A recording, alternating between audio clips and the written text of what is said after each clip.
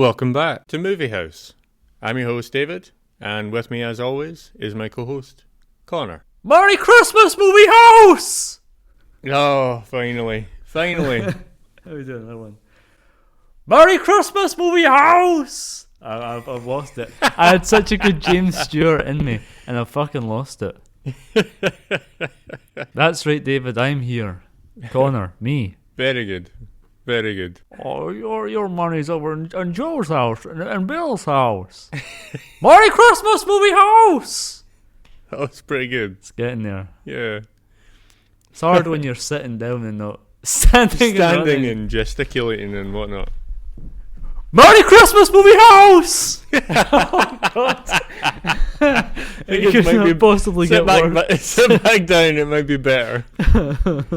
Merry Christmas, you old savings and loan. Or window. That's definitely old James Stewart. It's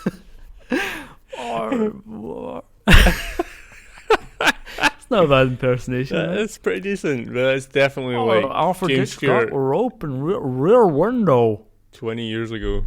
It's an impersonation of someone. It was dead 20 years ago. It's an Yeah. impersonation of someone doing an impersonation of James Stewart. You might have guessed by that today we are talking about the film It's a Wonderful Life. Correct. Released in 1946. Yes, the lovely original Christmas classic. Yep, probably one of the most famous Christmas films of all time, and Mm-hmm. seemed like the perfect time of year to cover it. Correct. Now, we have said in the past, David, that we were going to dedicate December. Originally, it was going to be 4 episodes of Merry Christmas Movie House where we would cover 4 James Stewart films. Yeah. And then the plan was to have Movie House be its own show, and every Christmas we would do a James Stewart film. Yeah. No. We still plan on covering as many James Stewart films as we can, Yeah. but they will not be relegated just to Christmas. Yeah. Next Christmas, we'll be covering another Christmas movie, Yes. which It's a Wonderful Life is also, Yeah. and not another James Stewart film. Yeah. Yeah, I think that's definitely the best way to take this. Yes, okay. Now that bit of housekeeping is done, Connor, why don't you lasso me a recap? not bad. A 6 out of 10. You know what, actually, no, I'm not feeling very Christmassy. A 4 out of 10. Yeah, fuck you then. Well, you see, before you send me spiralling out into a recap, David, I just want to ask the listeners to give this podcast 5 stars on the listening platform of their choice, and if you're watching this on YouTube, give it a like. I don't know where the fuck that went. I was closer to Mr. Potter. I think you were. Yeah. That's a fucking Mr. Potter if he was in Shaun the Sheep.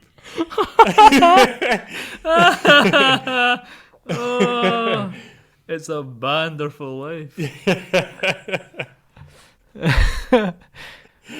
You, George Bailey. The Baileys have been a thorn in my side for too long. If you want to help me get rid of them, leave a thumbs up on this YouTube video. How was that? Something. It's something. The film starts out with angels talking. Mm-hmm. So people are praying for George Bailey. They're praying for George Bailey, and an angel gets assigned the job of going down and speaking to him in his time of need. But before he goes down and does that, he needs to find out who George Bailey is. Yeah. And we find out with him. Yep. We go through the entire journey almost of George Bailey's life from when he's a young boy to when he's James Stewart. Yeah. And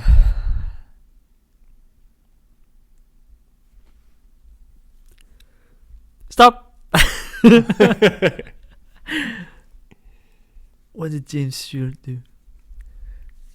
And eventually the angel is fully caught up with the life and times of George Bailey, Yeah. a man whose father and uncle ran the savings and loan that he eventually took over through a series of fortunes and misfortunes over the course of his life. And when his uncle, the angel finds out, accidentally misplaces an envelope of money that he was meant to put in the bank with Mr. Potter, their rival, who hates the savings and loan. Yep. James Stewart has a full-on freak-out. George Bailey, has a full-on freak-out. And tries to kill himself because he has life insurance. And that'll cover the money. Yeah. It's 8,000 that's missing and it's 15,000 policy. That's correct. And then the angel jumps in the water and James Stewart jumps in and saves him. George Bailey jumps in and saves him. And the angel shows him probably the most famous part of the film. Yeah. Shows him what Bedford Falls would be like if he had never been born. Yeah, if he didn't exist. It's a much worse off place. Yeah.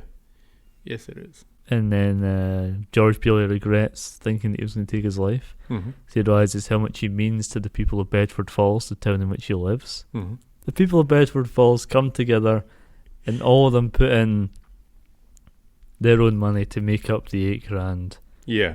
So that after George Bailey decides not to kill himself because the angel Clarence shows him what he needs to see. What he means. Yeah. And that's the story of It's a Wonderful Life. Very good. Very good. A true classic. Yeah. I cry every time. Yeah, every time. Legitimately, did you actually cry? This time? Well, not necessarily this time, but in your typical watching of It's a Wonderful Life. This is only about the third Christmas that I've watched it. I saw it for the first time in about December 2022. Okay, well. Yeah, I cried then and I cried last Christmas. I got emotional this Christmas. I kind of teared up a little bit, but I did not shed tears. Maybe because I watched it in such a brutal environment. I watched it segmented. I didn't get to sit down with a nice hot cup of hot chocolate. Yeah. I have watched It's a Wonderful Life as a child. Oh, really? Many moons ago. But I have not actually watched it in its entirety since childhood. Wow. I think it was 7 or 8 years old. Similar to The Wizard of Oz, which we also covered on this. Correct, yeah. Yeah, I hadn't seen it before until, as I said, quite recently. Yeah. I knew of its reputation and I'd seen bits of it in other media, which I want to touch on later on, the kind of legacy of the film and how it's cropped up in other areas. Yeah. David, what did you think of the racism in this film? Or maybe not the racism, the racial insensitivity.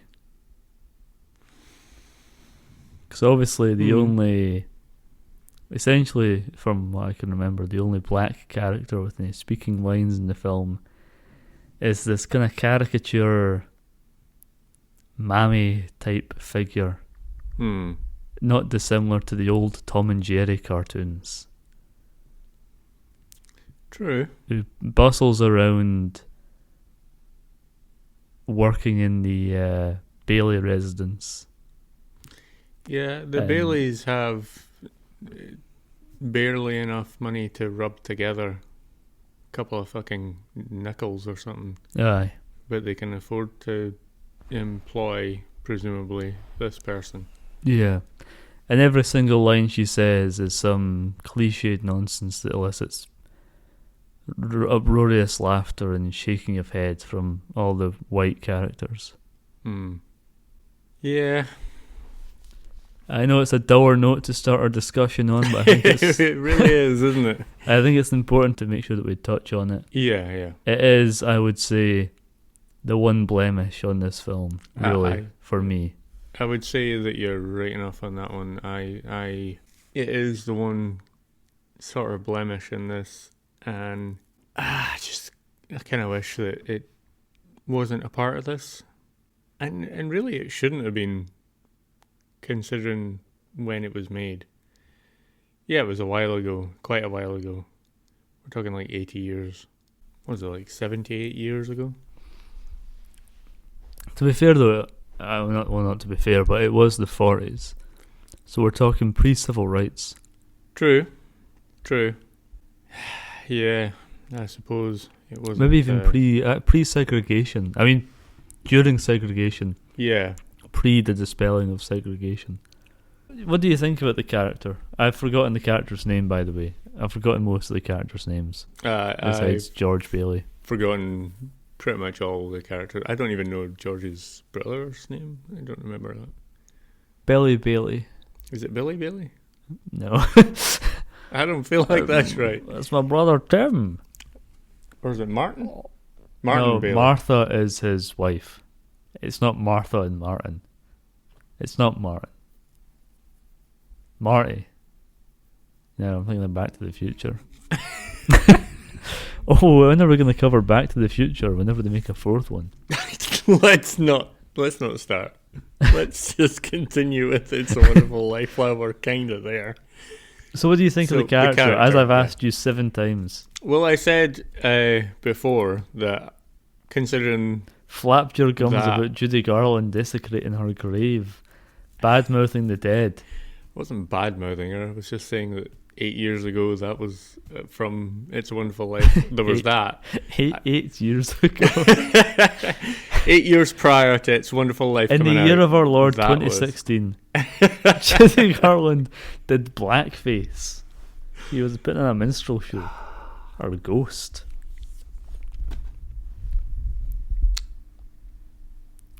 Well, what did you actually think about that character? What did you actually think about that character? Clean cut. What did you actually think about this character that I disparaged? I felt was racially insensitive, and the only black mark against not only an otherwise great film, but a film that I think has aged very well. I think similarly to yourself, I feel like it is a black mark against this film, and I think that as that character with the lines that or the dialogue she's got, and the sort of appearances that she ends up making, yeah, I feel like it is.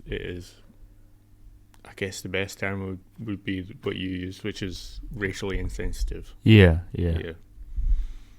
What do you think about the fact that that this entire town seems to revolve around George Bailey? I think it's very interesting. That's it. Done, dusted. Close this fucking laptop. That's the podcast. I was right thinking there. for a second about which direction I wanted to go in with this. I know. I think it's very interesting. You could argue in a sense that it detracts from the overall message of the film. Because it means that you can't really put yourself in George Bailey's shoes. If I undid my birth, I think the sun would shine a little bit brighter.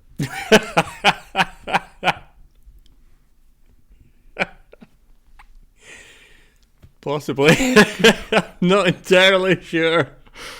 I tell you what, there'll be 2 less podcasts wasting up fucking internet space. Yeah. Valuable resource. Yeah. But at the same time, can you imagine a version of this where they go to Bedford Falls? Oh, I got it. Yeah. I was going to say a joke one. It was like Bedford Falls. Oh, that's actually the right one. If they went to Kingston Village. Yeah. Kingston Falls, that's it, that's Gremlins. If they went to Bedford Falls and things were slightly different, but not really. Yeah. I think it's also, the reason that I think it works as it does is because George's entire thing is that he wanted to go out and change the world. And he doesn't realise that in living his life as he did. He did. Yeah, he did technically, in a sense, get to achieve his dream. Yeah. Just in a way that he didn't appreciate. Yeah, to start with, till he was shown, then he learned to appreciate the life that he's lived. Yeah. Yeah. He learns not to get so angry when he goes to go up his stairs and the top of the banister falls off. You get some fucking Gorilla Glue and just seal that in place. It's been like that since you moved in. Yeah. You just glue it in place. Just get something. Yeah. Can you not afford glue? I guess also it's about that theme in the film about the coming together of a community. Mm-hmm. You could argue.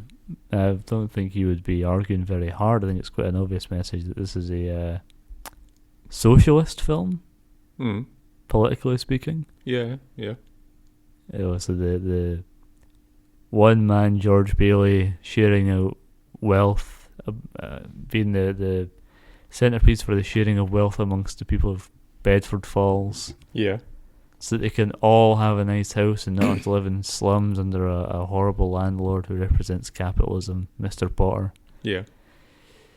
It really does as well, because in the alternative Bedford Falls, the Pottersville, it's all commercialised and big chain-looking places everywhere, as opposed to wee town home-owned shops and things. It's all strip clubs and dancing stuff. Like pubs, clubs and dancing and stripper places and whatever else. What I find interesting about that, it feels kind of out of place. Because at no point does Mr. Potter strike me as the kind of man who's like, I want a porno shop in every corner. True. You know, maybe that's playing into the sensibilities of people in the 1940s in America. You know, in a burlesque club in your small town. Yeah. I think Bedford Falls would definitely have a burlesque club now. Oh, without a doubt. It'd be like a hipsteric kind of town, like somewhere like Portland. Aye. Or it'll be bulldozed and it'd be owned by some company. Yeah. Amazon building houses. Oh. Aye. Yeah. Old Big Bezos. Big Bezos. I'm so fucking whacked out in this episode. God fucking damn it. Well, David, I think it's time for It's a Wonderful Trivia. Oh, beautiful. Now I have some... what's that you've got in front of you there? What's going on over there? A wonderful trivia. You've got trivia? I have trivia. Okay. I'll let you have... This will be my Christmas gift to you. Oh, this segment of trivia. Much appreciated. You could say that you're the richest man at T422 Productions. That's not difficult. I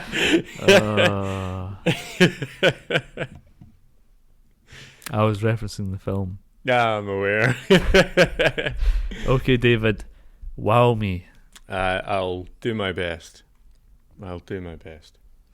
So, although it was nominated for 5 Academy Awards, including Best Picture, It's a Wonderful Life initially received mixed reviews and was unsuccessful at the box office. Oh, I knew about that. It's on that list of films like Fight Club and The Thing, and a bunch of other movies where when they first came out, either didn't do very well financially or were mixed to panned by critics and have since gained this sort of very strong following. Yeah. Well, in this, for them, it was the film's break-even point was $6.3 million. Oh, chump change by today's standards. Yeah. That doesn't even pay for the bottles that the Dwayne "The Rock" Johnson pisses in. Pretty much, which is actually twice the production cost. I figure it did not come close to achieving on its initial release. So, yeah, financially wise, it lost quite a bit of money. That's insane to think about. Yeah. That's absolutely baffling. That's genuinely shocked me, and I don't shock easy. I know.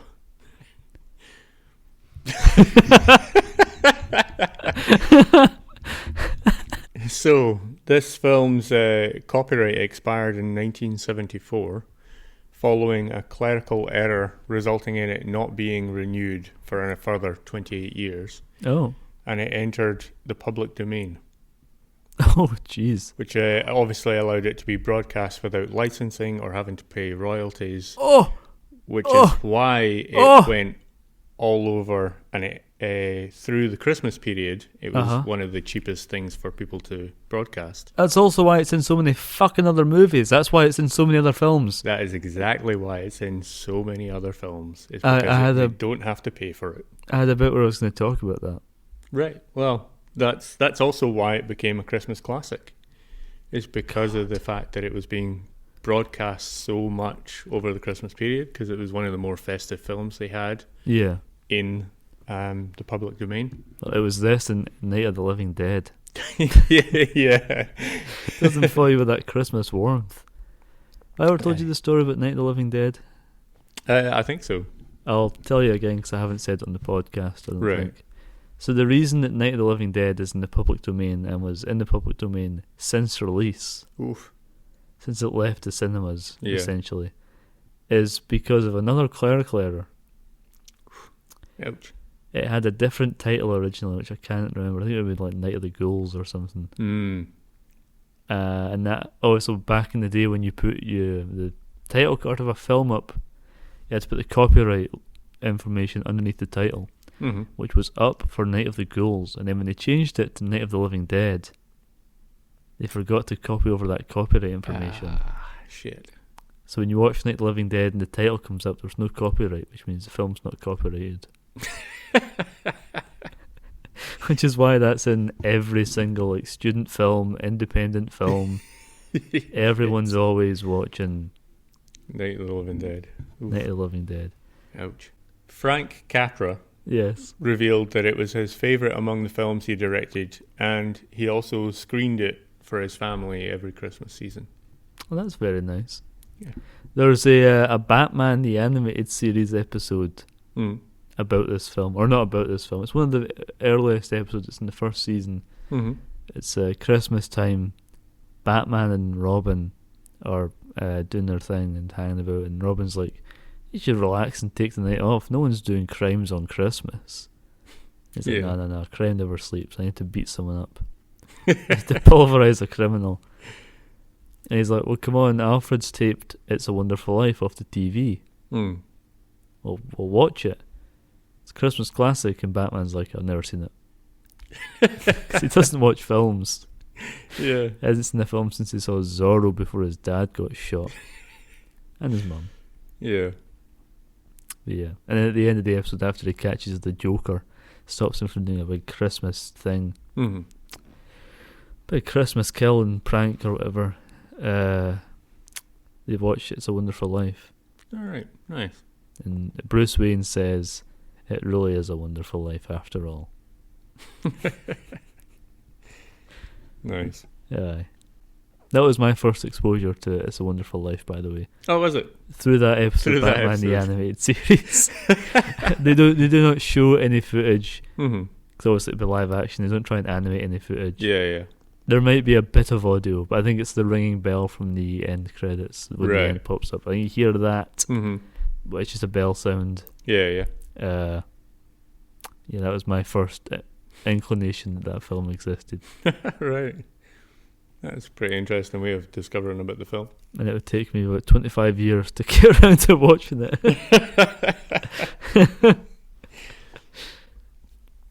Well, Mm. in doing this research here, Yeah. I discovered that we might have actually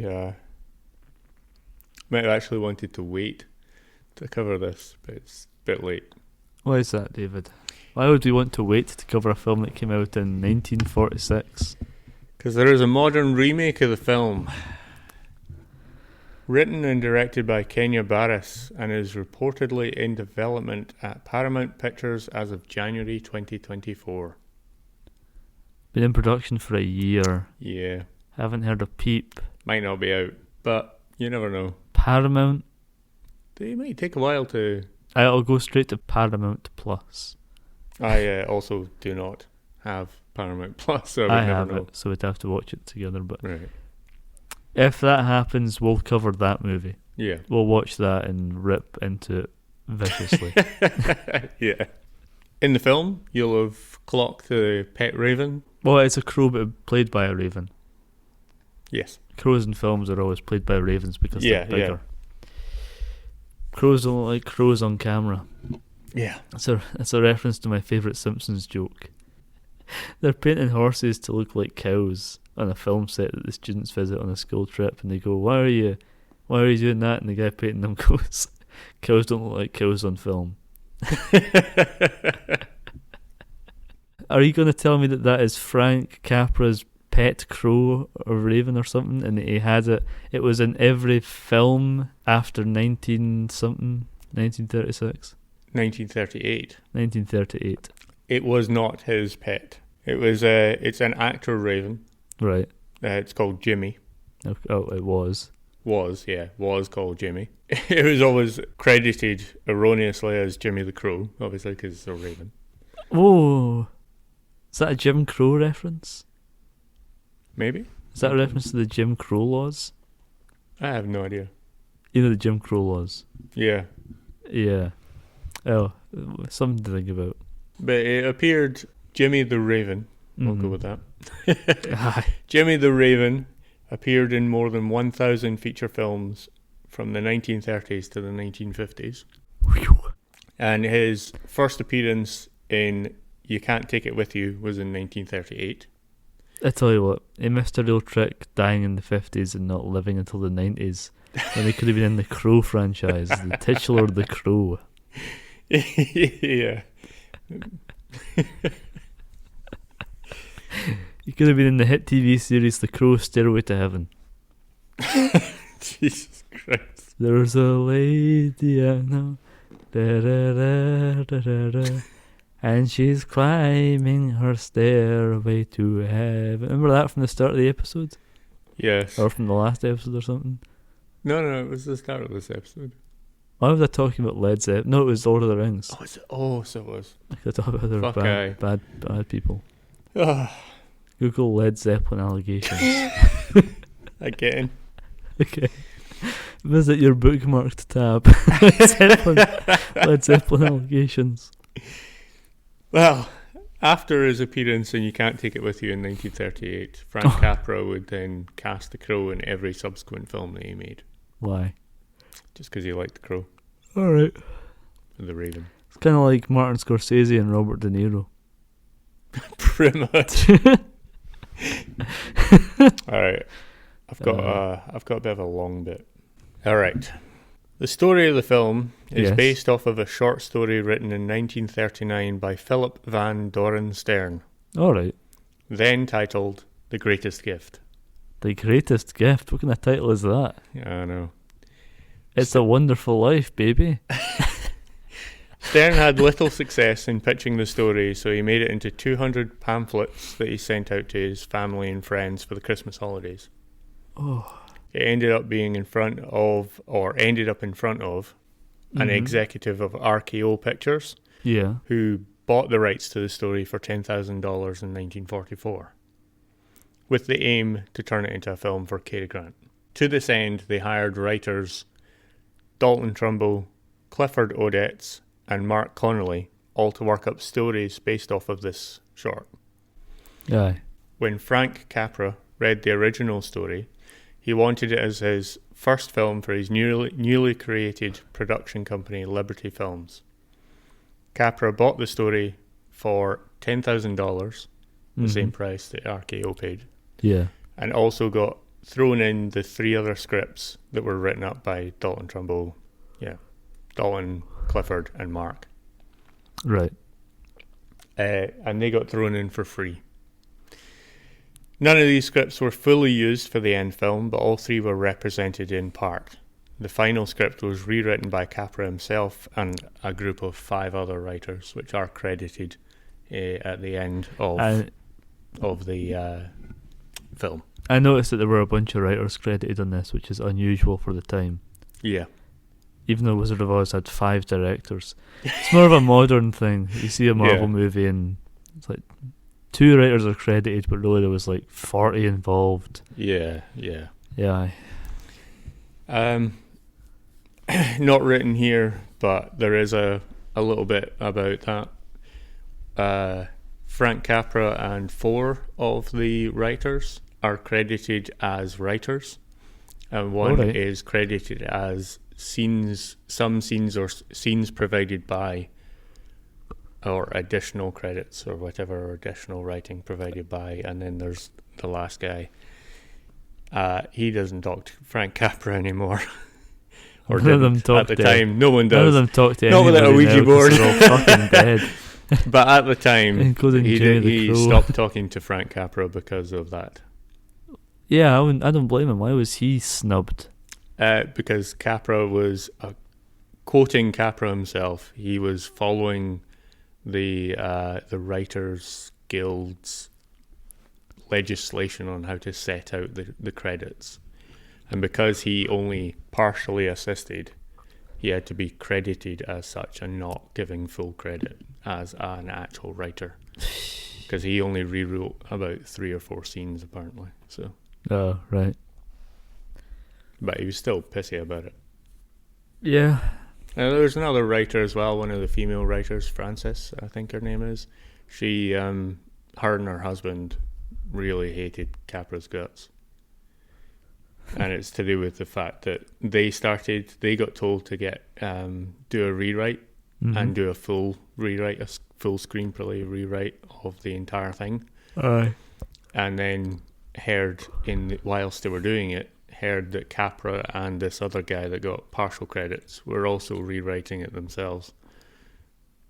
Yeah. And then they got pissy about the fact that they weren't doing the rewrite, they were doing it. And it's just basically a big bitch fest between all the writers, it seems.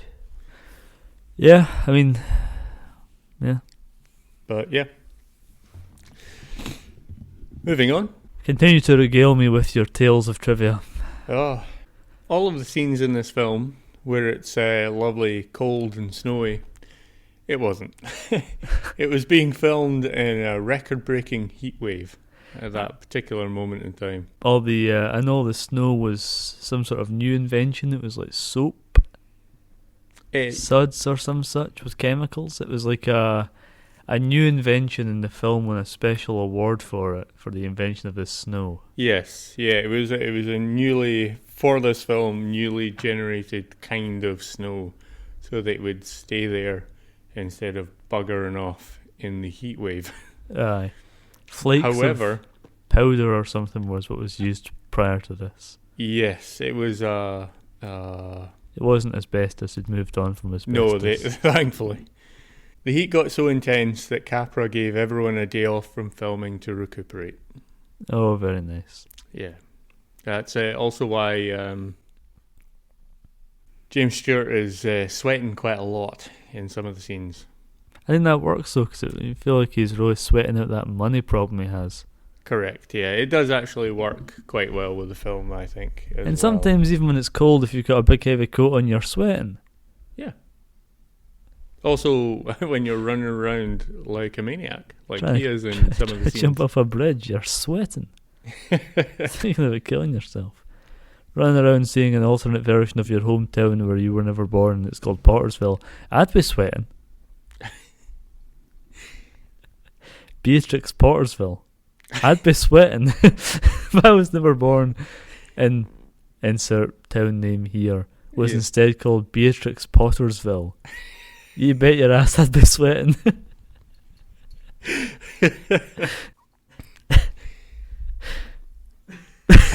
Has that stumped you? Does that confuse you? I'm getting there. In the scene where Uncle Billy drunkenly leaves the Bailey home, it sounds as if he stumbles into some I know about trash this. cans. I know about this. He doesn't. It was someone on set, a person on set dropped a bunch of silverware or something, and it made a huge clattering sound, and James Stewart laughed, and the actor playing the uncle improvised that line. Thomas Mitchell. Is he related to Phil Mitchell from EastEnders? I have no idea. But it was a stagehand. It was stagehand was given an extra £10. $10. Potato for improving the sound of the film. Yes, correct. A lovely little story. If that happened on The Wizard of Oz, he'd have been strung up by his neck. Flogged. There would have been someone hanging in the background. They'd have shoved asbestos down his throat. I was going to say stuffed full of asbestos. Painted him in lead. Put him in an iron lung. That's all they do for the celebrities, mate. He's not a celebrity, so he's safe. Yeah. It's only the lead actors that got that treatment. Yeah, burned alive and painted in lead and copper and. Aye, that's the one. The gym floor that opens in the middle to reveal the swim. Swimming pool. That's a real gym, right? It is. It's filmed at Beverly Hills High School in Beverly Hills. Wasn't that in a different film as well? It was reused in this film as recent as 2000. Yes, Whatever It Takes, I believe, is the film in 2000 is where it was reused. I don't think I've seen Whatever It Takes. Neither have I. It was in a similar school dance sort of theme or scene where the floor is opened. Maybe we'll watch that film at some point in our spare time. Maybe. I do know what was it like 54 years between the two films? So Wow. yeah. It's still in regular use today. That's impressive. It's very impressive. Really, really well built. Yeah. The young man who opened the floor to the pool was Carl Alfalfa Switzer in an uncredited role. Was he one of the Little Rascals? He was one of the stars in the Our Gang Little Rascals series. He was Alfalfa. Correct. Because you just said it just now. I did indeed. It is never shown what happens to Mr. Potter after his attempt to frame George Bailey for embezzling the $8,000. Oh, aye. Uncle Billy mistakenly placed in his Mr. Potter's newspaper. Which I mentioned in the recap. Yes, you did indeed. This was very unusual for a Hollywood film of the time. The Motion Picture Production Code required that criminals must always be shown to be either punished or made to repent by the end of every film. All right. And that doesn't happen in this. Oh. Just a bit of interesting trivia there. I thought you were going somewhere with that. I thought you were like it was filmed but cut, or the film suffered some sort of consequence of not following. That I can elaborate a little bit further then. Frank Capra has actually revealed that the most hate mail he's ever gotten is all to do with that. Really? Yep. I mean, what could you do with Mr. Potter? I feel like if you show him being arrested or losing all of his money and all of his property somehow goes to George Bailey or something like that, you're ruining the message of the film. You are, yeah. The film does not need to go back to Mr. Potter at the end. Yeah. In fact, if anything, Mr. Potter's exclusion from the conclusion of the film, the climax, is intentional. Yeah. It's to show that he's not... In that room is the entire community of Bedford Falls, and also the detective who was going to arrest George Bailey. Yeah. The photographer who was going to take his photo of him being arrested for the paper, and the bank investigator fella. Yeah. The bank investigator fellow who puts money into the kitty for the and the policeman who shreds the warrant for his arrest. Yeah. Yeah. That's all you need. You don't need Mr. Potter to be penniless. Precisely. And then George Bailey spits in his face in revenge or some nonsense. Or gives him a tenner while he sees him in the street or something.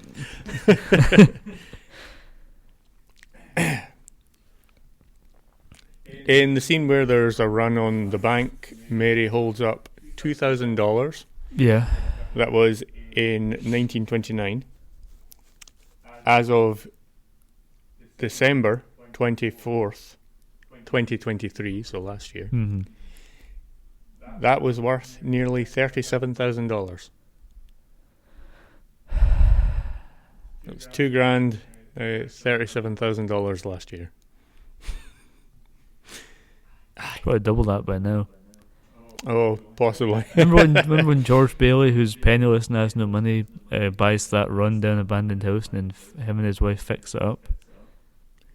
I think they kind of just squat in it. Because they never actually show them buying Oh, they it. must have done. They must have done, yeah. They must have done. But, jeez. You think Mr. Potter's not going to pounce on that? Oh, true. And be like, well, that property that you're squatting in, I own it. I'll now. snatch that Yeah. up. Or I'll get in touch with whoever does and have you booted out, and it'll be... Now that Yeah. you've repaired it, it'll be rented out to someone else. Capitalist pig. Fucking gun them down. That should have been the ending of this film. It should be like the ending to The Exorcist 3. George Bailey showing what life would be like if he wasn't around. And rather than going home to his family, he walks into Mr. Potter's office and he empties 6 bullets into his chest. He just pulls like, he's like, I've come back to reconsider my, and he pulls out a gun and he just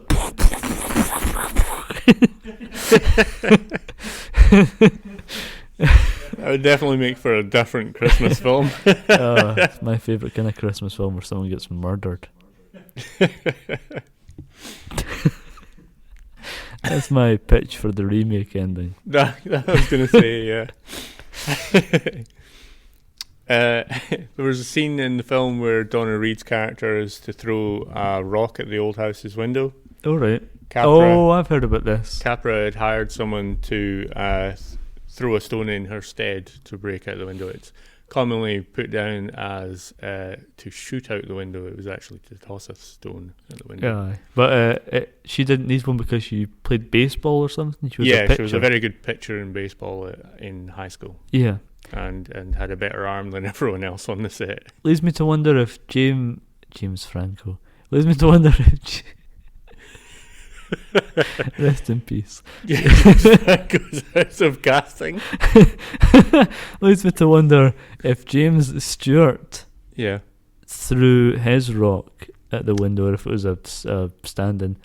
It was standing. It also leads me to believe why, because that scene looks like it's like a rear view projection or like an effect. It doesn't look like they're standing in front of that house at all. It does not. It's like a weird shot, actually. What an odd bit of trivia.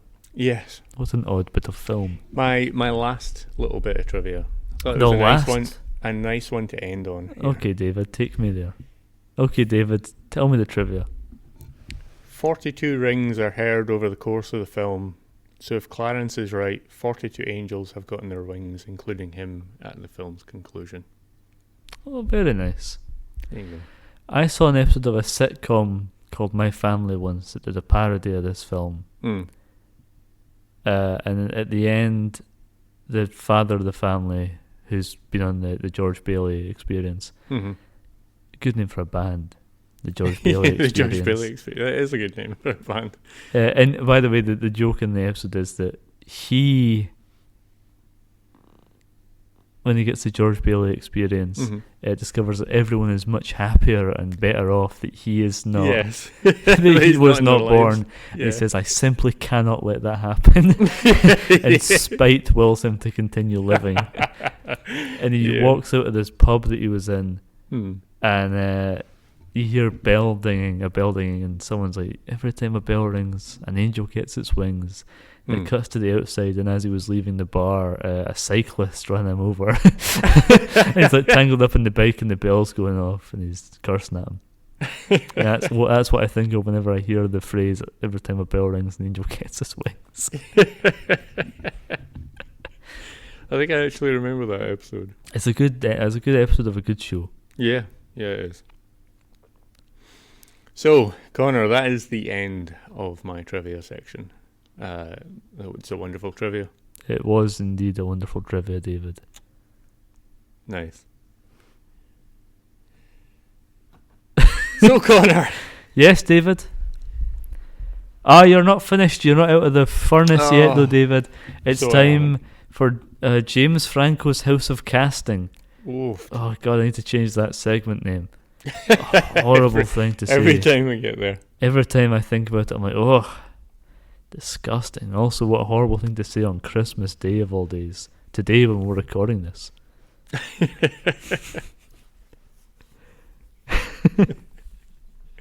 Weren't we releasing this on Christmas Eve? No, we're releasing it on Christmas Day now. Didn't we change that? Oh, yeah, we did. It's just on the west coast of America is getting it on Christmas Eve. No, that was YouTube, actually. Yeah, we're recording this on Christmas Eve, and what a horrible thing to say. It's so close to the day of Jesus' birth. The baby Jesus is crying at you, James Franco. Rest in peace. Well, I have one I would like to contribute, because it's the only one I looked up. It's all yours, mate. I've got nothing. It's all on you. Well, I've got this. So, a good number of cast members, or a good number of actors, were considered for the role of Mr. Potter. Some of the people that were potentially going to be getting cast as George Bailey? Mr. Potter? Is it the villain? Yeah, Yeah, Mr. Potter. Mr. Can't remember Potter. his first name. Daniel Radcliffe? Mr. Potter. Or a wizard, Mr. Potter. You're a wizard, Harry. Our new celebrity. Mr. Potter. My father will hear about this. Alright, let's move But on. anyway, the other Mr. Potter. Oh, the one okay. in this film, not those ones. If you're ever wondering about when we're going to cover the Harry Potter films, the answer is fucking never. Yeah, it's the ideal. So other potential people that were considered for the role are some of them are the likes of Edward Arnold, Charles Bickford, Edgar Buchanan, Louis Calhern, Victor Jury, Raymond Massey, Thomas Mitchell, and Vincent Price. Oh, I was listening to that list. I was thinking, most of these names don't mean much to me. Thomas Mitchell ended up playing the uncle, obviously. He did, yeah. Oh, Vincent Price would have been a lovely inclusion. You know what? I think it would have ruined the film, actually. I think it would have as well. I cannot imagine myself ever disliking the icon that is No. Vincent Price. No, neither could I. The world's first bisexual. Did you know that? I did not. It's not true that he was the world's first, but he was a bisexual icon, Vincent Price. Yeah. Well, Lionel Barrymore, who eventually was cast, obviously, as Mr. Potter, Yeah. was a famous Ebenezer Scrooge in radio dramatisations of A Christmas Carol at the time, and was a bit of a natural choice for the role.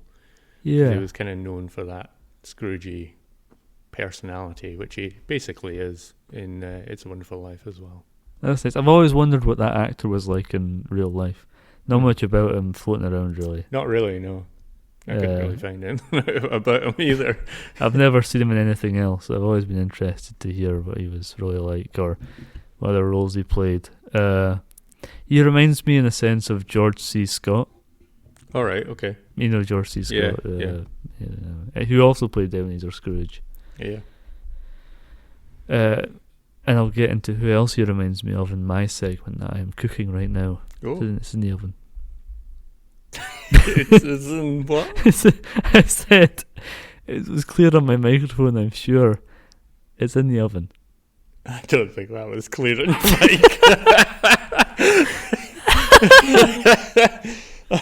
mic. You looked at me so confused. That's because Spoke a different language the first time. you fucking did. It's in the oven. Right. It's in the oven. just to get another take or three. Just in case. That's literally all I've got. Okay, so there's a piece of trivia here. Okay, you mean a bit of casting. Bit of casting Casting information that you have for me. here, yes. Okay. Which is that Lionel Barrymore convinced James Stewart to take the role of George Bailey, despite his feeling that he was not up to it so soon after returning from World War II. Aye. That, according to two documentaries, included with It's a Wonderful Life, one including a quote from Frank Capra himself, and another from James Stewart himself. All right. Contradict that. Okay. James Stewart accepted the role of George Bailey before even hearing anything about the story of this film. As soon as he heard it was Frank Capra that was going to be directing it and writing it and everything, he was like, I'm on board. Aye. They'd worked together in the past, hadn't they? They did, yeah. Mr. Smith Goes to Washington. Oh, that's the other one he did, yeah. Yeah. Before World War II, before James Stewart went off to war. Yes. He was actually apparently suffering from PTSD and the like, and I know he struggled with the scene where he kisses Donna Reed. Donna Reed. Yeah. The telephone scene. Yes, yeah. It was shot once. It was one take. Correct. It's maybe one of the best kisses in a film of all time. Yeah. It's up there with that bit in Spider-Man from 2002. And it's up there with Shrek 2, which does that same scene. Yeah. But with mud. Yeah, yeah. Yeah. And I know there's a scene where he's in a bar or he's talking about something and he breaks down crying. Yes, yeah, I he's can't in the remember what bar. scene it is, but He's in the bar after the 8 grand's missing. That's it, before yes. he goes to the bridge. he wasn't meant to cry in that scene. It wasn't in the script, but Yeah. James Stewart actually broke down crying. Yes, yeah. Yeah. Very good. How was that for method acting Joker Quinn Phoenix? Ah, I know, He didn't have right? to climb it in any fucking fridges, did he? No, he did not. That's the new segment we're doing on this show. Fridges climbed into. Weirdly enough, Alien vs Predator 0, Yeah. Beetlejuice 0, Mm-hmm. Joker 1. Terrifier 0. 0, I think. No, 0. No one climbed into a fridge. There's probably body parts in a fridge somewhere. Oh But yeah. Someone was no one probably climbed in it. crammed into a fridge. What else would have Wizard of Oz 0, Gladiator. Gladiator The Gladiator missing episode. 0, Lord of the Rings 0, 0. It's a Wonderful Life 0. 0. How interesting. Mm-hmm. It's almost like fridges climbed into does not directly correlate to a good film. I'd say that that might be a direct correlation. If we ever get round to covering Indiana Jones and the Kingdom of the Crystal Skull, we'll have fridges climbed into 2. Ooh. Oh. We'll get there. Is that everything you have for casting, David? That is everything I have for casting.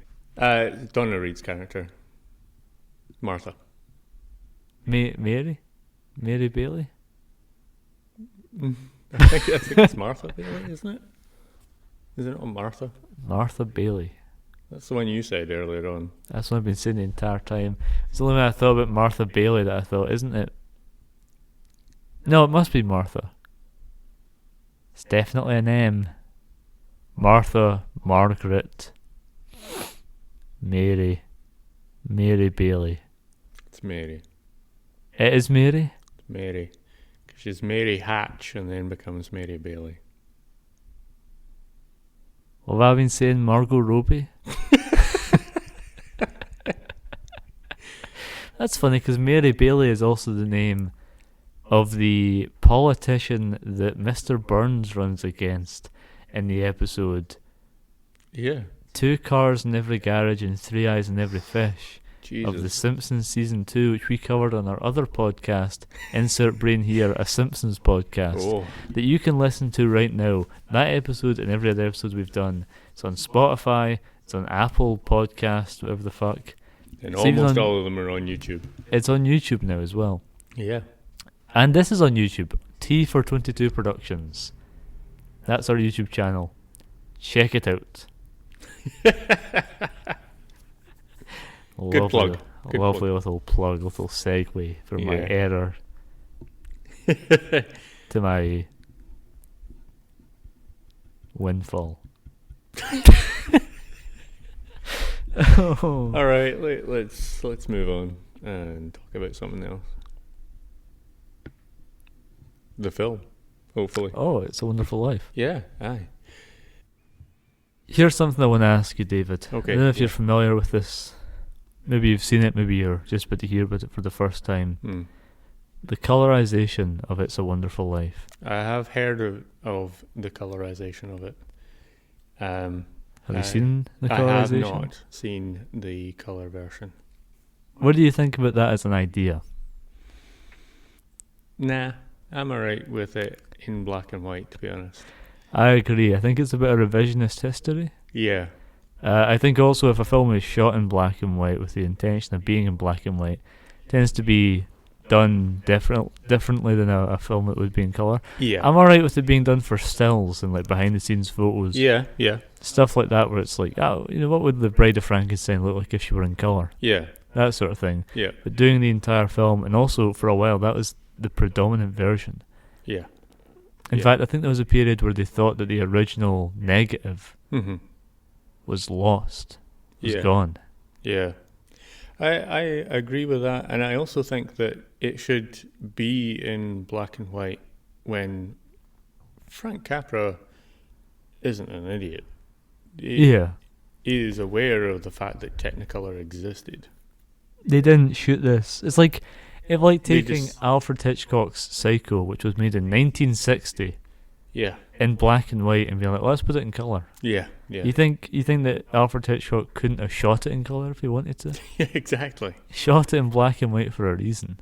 Precisely, it was an aesthetic choice. It was so that you could use chocolate syrup for blood, which is true. Yes. He used chocolate syrup for blood in the film. Yeah. So, yeah, I agree with that. I think it should stay in black and white, and should have stayed in black and white. Oh yeah, I agree.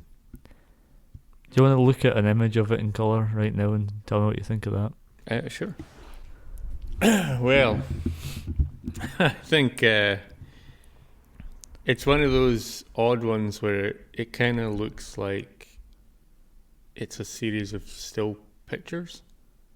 Yeah, because they went frame by frame and coloured the film. Yeah, it's really odd. And it's almost like someone's really, really, really detailed drawn it. Yeah. In pencil. Or rotoscoped it. Or rotoscoped it. Maybe Ralph Bakshi got his hands on It's a Wonderful Life. No, because it'd all be one colour of rotoscope. Where's that scene where George Bailey sees a ring wraith and they have a 25-minute one-sided conversation and say the same thing again and again and again? Where's that? I'm glad it got cut. Alright, David, it's time for me to do my segment. Oh. Influenza. Okay. This is the segment names are getting worse all the time. They are. This is a segment in this show where I talk about influences that certain films that we talk about have had on other films, and just generally flap my gums about where they've popped up. Okay. The first thing I want to talk about, as I mentioned earlier on in our segment where you were talking about the character Mr. Potter, is the film The Big Lebowski. Okay, yeah. The Big Lebowski features a character named Lebowski.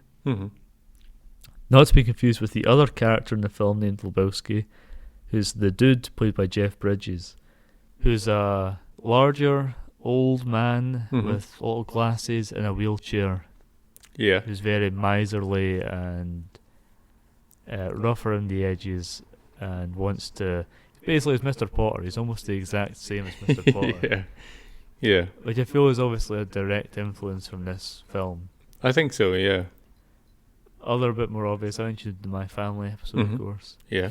And the Batman the Animated Series episode. Yeah. There's also my favourite Christmas film of all time, Gremlins. Ah, of course. There's the iconic... Several scenes of the film are iconically featured in Gremlins. There's the Merry Christmas movie house scene. Yes. Billy's mother can be seen crying to that. And here's a little bit of trivia for you. Right. Kingston Falls is obviously based on Bedford Falls. Yes. That's not a trivia I'm going to give you. In Gremlins 2, there's a scene in which Daniel Clamp, who's a sort of amalgamation of Trump and Ted Warner. Oh, right. Yeah, okay.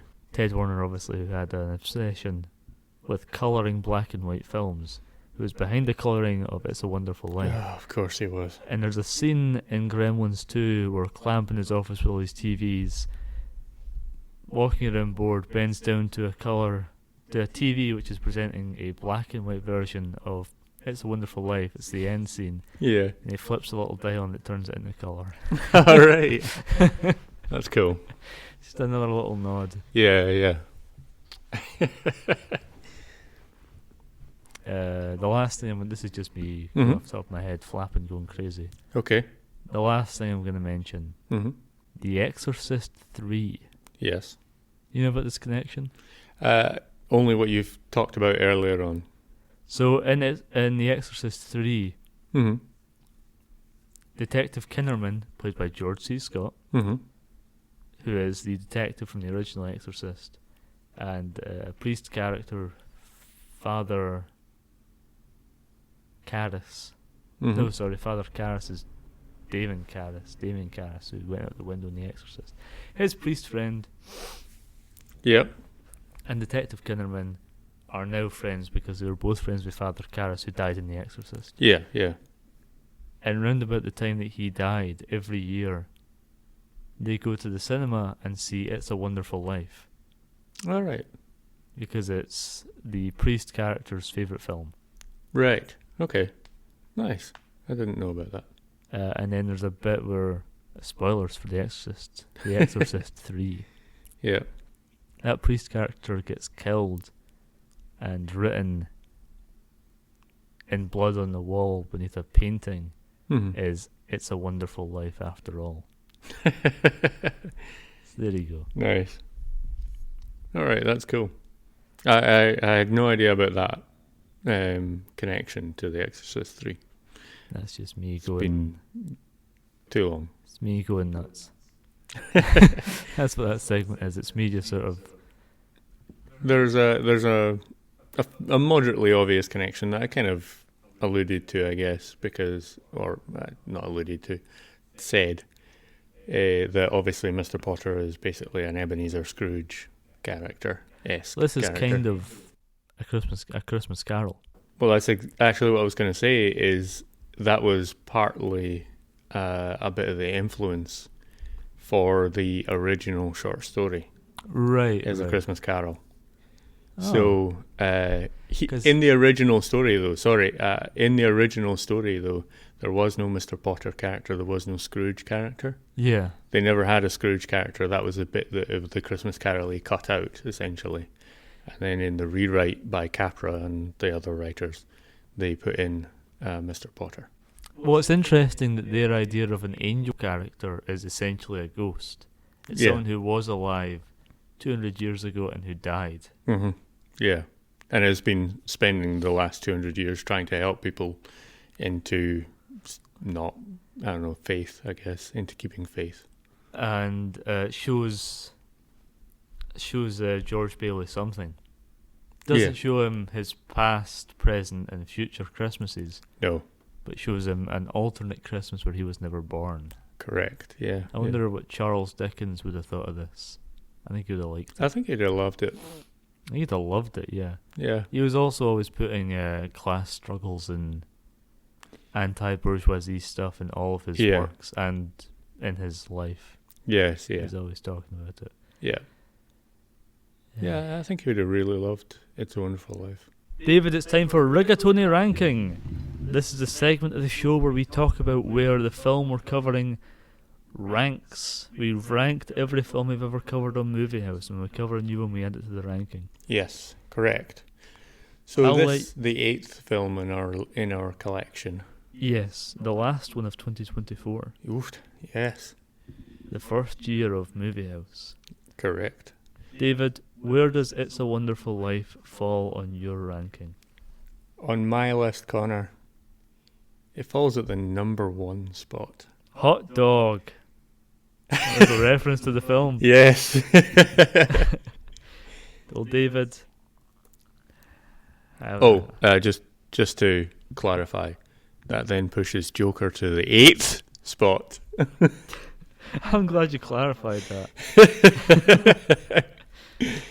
Yes. Connor, where does It's a Wonderful Life fall in your ranking? Well, David, It's a Wonderful Life pushes Joker to the 8th spot on my list. Oh, also, yes. As it slides into first place. Oh, into first place as well. It is also the top spot on my list. Very beating good. Out Beetlejuice. Wow. We have Terrifier in the same spot.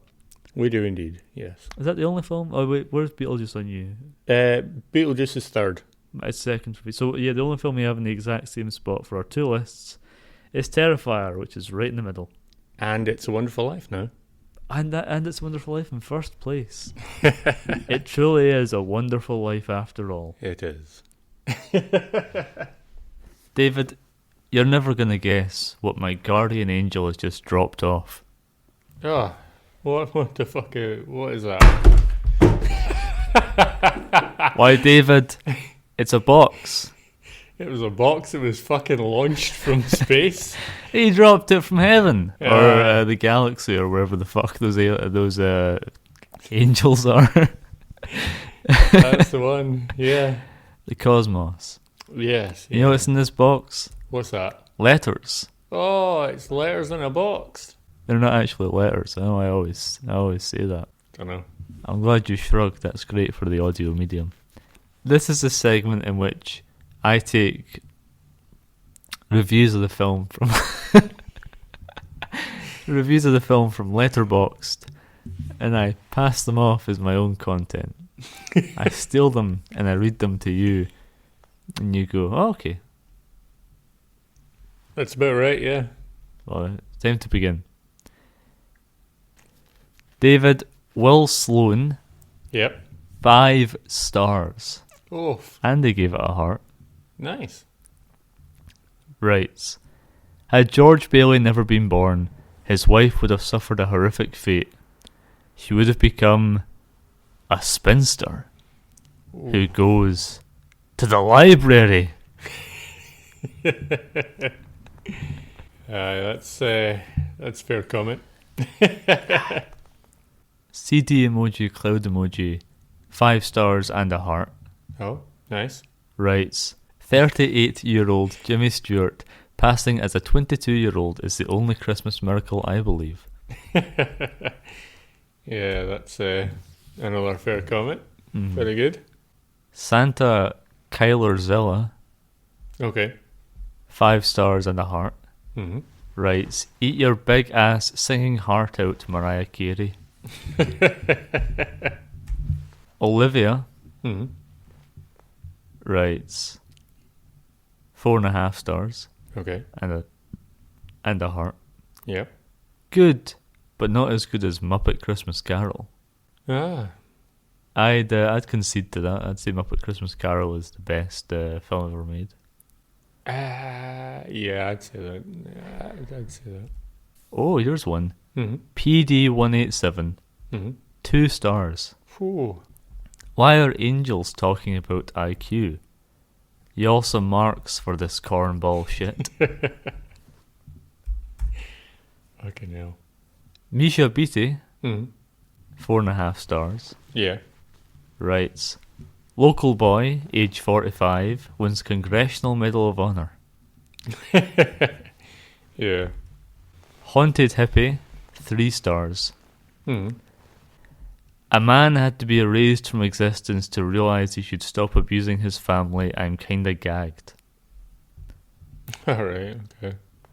Any thoughts on that one? I wouldn't say he was abusing his family. He obviously was getting quite unhinged, and yeah, you could consider that part, that quite brief part of his unhingedness, as potentially abuse. But I think it's important to note that you can tell via the family's reaction that this is something that has not happened before. Exactly, yeah. This is clearly an out of the blue occurrence. Normally, Dad here is more than up for family time and all that after Aye. an extensively long shift at the office.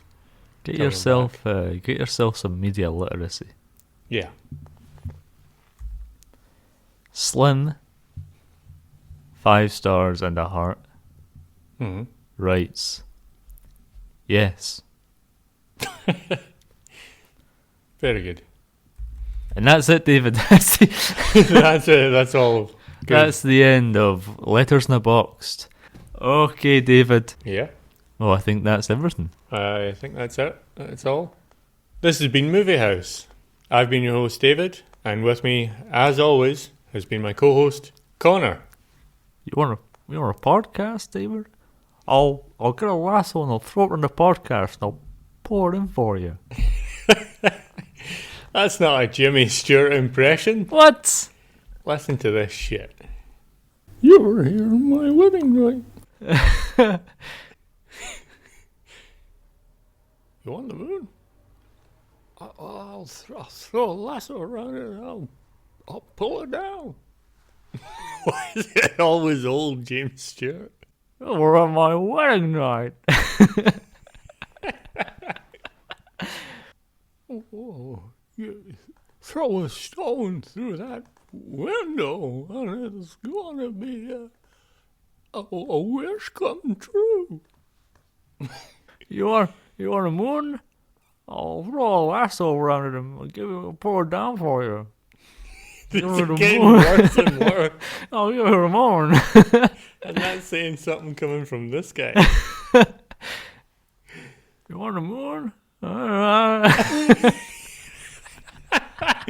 You're just adding 10 years to his life every time you fucking do, and he's clearly going senile at this point. I'll throw a lasso around it and put a moon for her. You're seconds away from a put him up. Oh, don't make me put him up. That was the worst one I've done as well. Yeah, I know. I've fucking slipped. It's a Christmas miracle. I'm dying. Well, this has been Movie House. Yes, it has. You can follow us on Instagram at Movie House Podcast or on Instagram and Twitter at T422. Give this podcast 5 stars on the listening platform of your choice, or give it a big thumbs up on YouTube. If you've enjoyed listening to this episode, give our other podcast, Insert Brain Here, a listen. That's where we talk about The Simpsons. We've got like 60 episodes out now. We do, somehow. You can find it on Instagram at Insert Brain Here Pod, or on its website at insertbrainhere.podcastpage.io. Well, Merry Christmas from all of us here at T422 Productions. Let's see if we can't do a few bars of Auld Lang Syne or something. You and me here in this podcast studio? Sure. Alright. You ready? Aye, fuck it. We'll take a couple kindness yet for Auld Lang Syne. It's all from us at Movie House. We'll see you next year when we're coming back with The Wolfman. Big Wolfman January. Woo! Ooh, very good. Woo! T422 Productions, honey boy. Very good. I have a bit for the beginning, actually. I had a bit for the beginning, but I've missed my chance. Fuck. Oh well. You could almost cut it back into where it needed to go. Let's do the intro, but or the part where we say the film, but you say the film and not me. Like It's a Wonderful Life, 19. So today I want to tie it into the fact that I did the Merry Christmas Movie House. So I was like, as you might have guessed from Connor's introduction there. Yes, that gave the game away a bit. What? Gave the game away a wee bit. Oh right, yeah, game the game. Gave fucking hell, game the gave. Game the game. Yes, David. Yes, Connor gave the game away a little bit there. Fuck my life. You know what? Just don't say it. Don't say it. Just yeah. Skip that tongue twister. I don't know what's going on. There's a window over there. Put him up.